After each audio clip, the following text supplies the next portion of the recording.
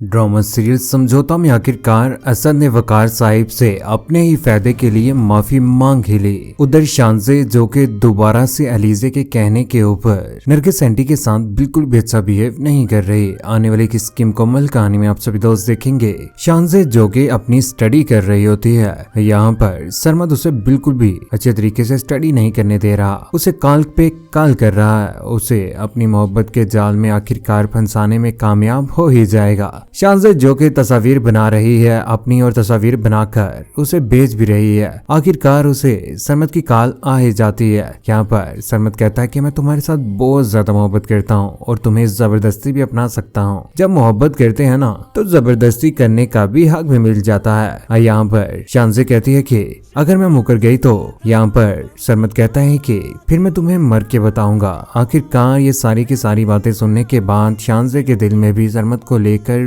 बहुत ज्यादा बेचैनी पैदा हो जाएगी और वो भी उसके साथ मोहब्बत करना शुरू हो जाएगी। लेकिन वो ये बात नहीं जानती कि सरमद उसके साथ ड्रामा कर रहा है। सिर्फ और सिर्फ उसकी मोहब्बत पैसे के साथ और उसकी जायदाद के साथ है। उधर अलीजे जो कि इस बार शानजे को बदजन करने की कोशिश कर रही है नरगिस आंटी को लेकर।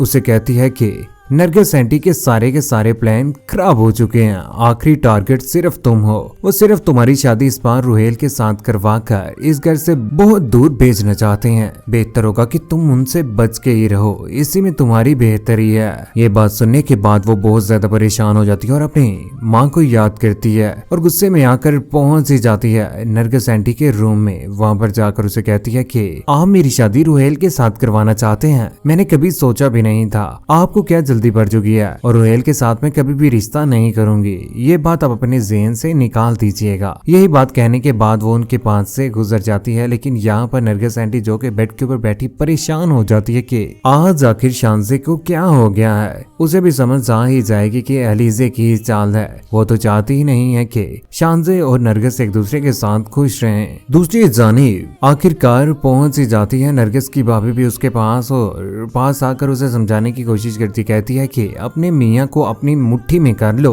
कल को उनकी आंखें बंद हो गई ना तो उनके जवान औलाद तुम्हें 3 जोड़ों में घर से बाहर निकाल देंगे। बेहतर होगा कि तुम अपने आप को संभालो, इसी में तुम्हारी बेहतरी है। उधर नरगिस जो कि वकार साहिब के पास जाती है। यहाँ पर वकार साहिब बहुत ज्यादा परेशान अपना सर पकड़े हुए सोचों में गुम है, अपने ही बच्चों के बारे में सोच रहे होते हैं। यहाँ पर नरगिस आकर कहती है कि आपकी तबीयत तो ठीक है ना, क्या बात है आपको? नहीं, कोई भी बात नहीं है, मैं ठीक हूँ। आखिरकार अपने ही फायदे के लिए यहाँ पर असद जो कि माफी मांगने के लिए पहुंच ही गया वकार साहिब के पास। वहां पर जाकर उनके घुटनों में उनके कदमों में गिर जाता है। कहता है कि धक्के खाने के बाद मुझे बहुत अच्छे तरीके से समझ आ चुकी है। प्लीज खुदा के लिए मुझे माफ कर दीजिए, मैं आपसे माफी मांगना चाहता हूँ। यहाँ पर वो माफ कर ही देते हैं। कहते हैं कि ये सब कुछ, जो भी जायदाद, ये कारोबार, जो कुछ भी है ना, ये बेटा आप लोगों का ही है, और उसे माफ कर देते हैं। उधर कमरे में मरीन जो कि जुहेब को दोबारा से भड़काने की कोशिश कर रही है और उसे कहती है कि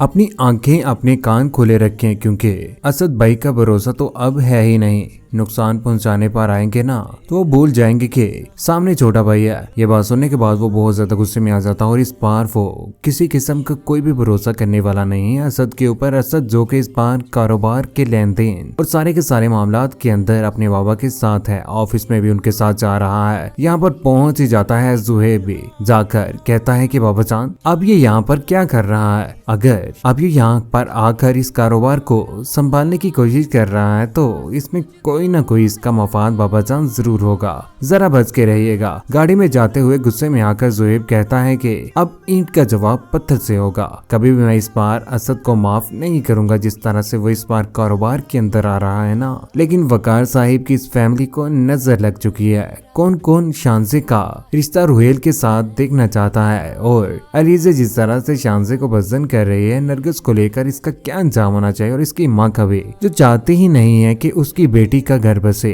नीचे कमेंट सेक्शन में अपनी मोहब्बत भरी राय का एहसान जरूर कीजिएगा। चैनल को सब्सक्राइब करने के बाद बेल का बटन जरूर दबाइएगा। अपना ख्याल रखिएगा, दुआ में याद रखिएगा। अल्लाह हाफिज।